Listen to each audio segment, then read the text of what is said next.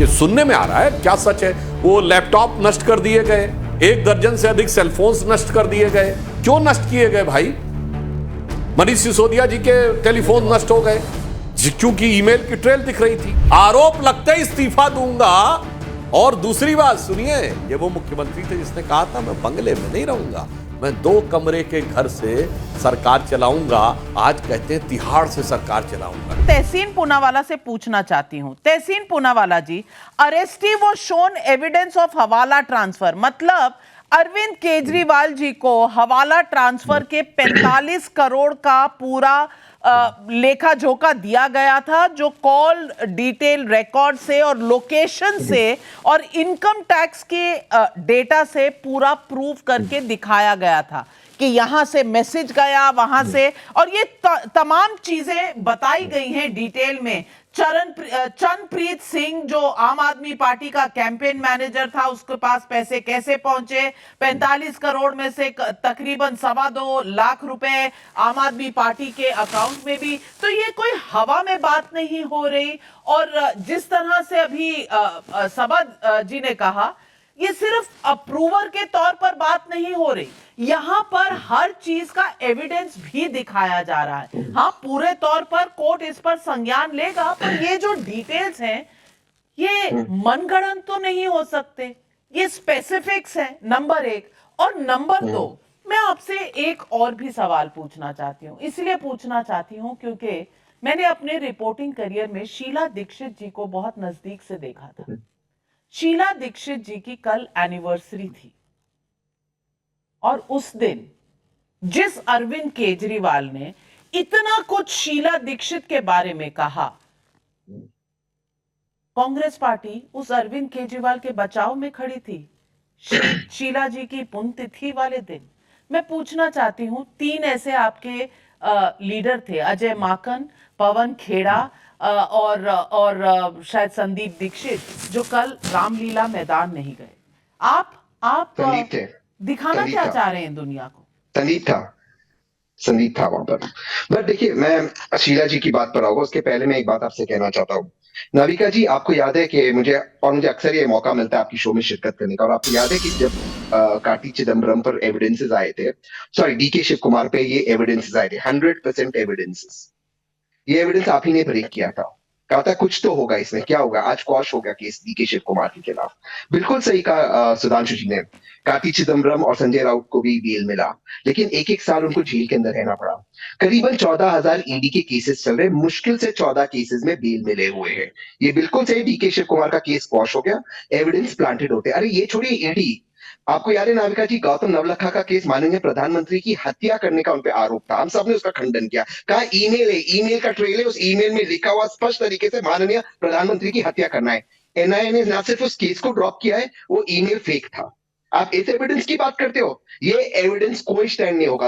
आज से 1.25 साल बाद मनीष सिसोदिया बाहर आएगी जेल पे, लेकिन the process is the punishment. अगर ये हवाला का इनके पास एविडेंस है जो आप बता रहे नाविका जी, मैं आपकी बहुत रिस्पेक्ट करता हूँ, तो फिर मनीष सिसोदिया के खिलाफ आज चार्जशीट फाइल क्यों नहीं हुई? 15 दिन के अंदर टाइम्स नाउ की रिपोर्ट है ना, चार्जशीट फाइल होने वाली थी, 1.25 साल हो गए, चार्जशीट क्यों फाइल नहीं? क्यों ईडी कोर्ट के अंदर कहती है हवाला के ऑपरेशन चल रहे, हमारे पास मनी ट्रेल नहीं है? अरे भैया, हवाला चल रहा है तो नोटबंदी का क्या हुआ? मैं 2 चीज और कहते अपनी बात को समाप्त करना चाहता हूँ। बार बार माननीय सुधांशु जी और इन्होंने बिल्कुल सही कहा कि ऐसे कई कानून है जिसमें आप पहले दोषी पाए जाते हैं, अपने आप को निर्दोष साबित करना पड़ता है, लेकिन ईडी के कानून बने थे एक टेररिज्म और ड्रग फंडिंग के लिए। क्या अरविंद केजरीवाल, ये ऑब्जेक्टिव था, क्या अरविंद केजरीवाल एक टेररिस्ट ड्रग फंडर है? क्या हेमंत जो झारखंड के मुख्यमंत्री है वो ड्रग फंडिंग करते हैं?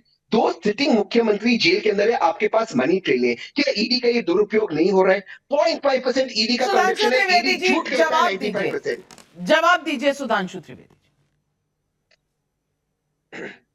जो इन्होंने बात कही, मैं तहसीन जी की बात से बिल्कुल कहना चाहूंगा कि ये जो ईडी का नियम बना, पहले जो सबा जी ने बात कही, ये पीएमएलए का कानून कांग्रेस लाई। उसका उद्देश्य था कि देश के अंदर गैर कानूनी गतिविधियों में पैसे का ट्रांजैक्शन होने लगा था।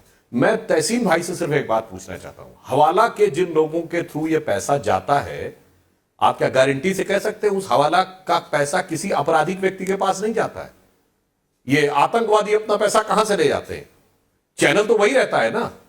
तो जो आपने इतनी मासूमियत से कह दिया, हम ये नहीं कह रहे हैं, मगर अगर वो चैनल यूज हुआ है तो फिर उस चैनल की पूरी जांच और पड़ताल होगी, उसमें बहुत सारी चीजें उभर के सामने आती हैं। और आपने कहा अगर किसी मामले में ईमेल फेक पाई गई तो वो दूध का दूध पानी का पानी, वो सारी बात साफ। यहां तो केजरीवाल जी, ये सुनने में आ रहा है, क्या सच है, वो लैपटॉप नष्ट कर दिए गए, 1 दर्जन से अधिक सेलफोन्स नष्ट कर दिए गए। क्यों नष्ट किए गए भाई?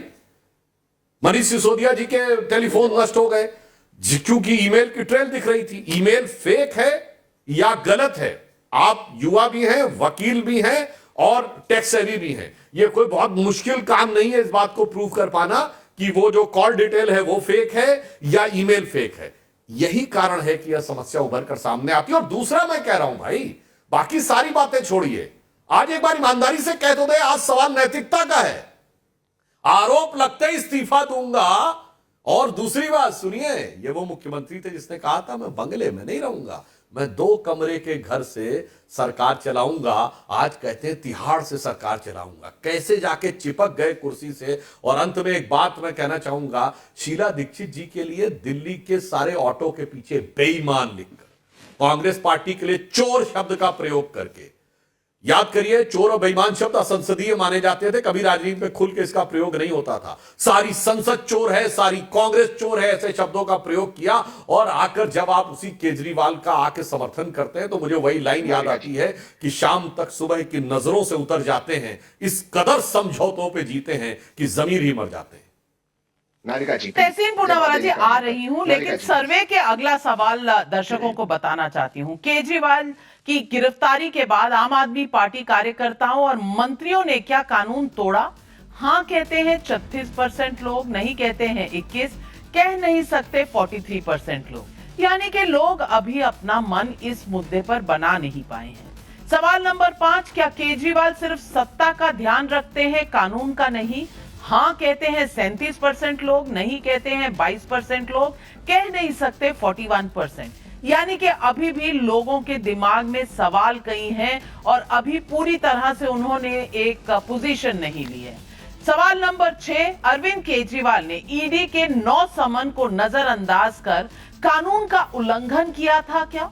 हाँ कहते हैं 42% लोग, नहीं कहते हैं 24% लोग, कह नहीं सकते 34% लोग, लेकिन 42% लोग मानते हैं कि 9 समन्स को नजरअंदाज करना शायद कानूनी तरीके से सही नहीं था। क्वेश्चन नंबर 7 जो पूछा, ईडी ने केजरीवाल को अपना पक्ष रखने के लिए पर्याप्त मौके दिए थे क्या?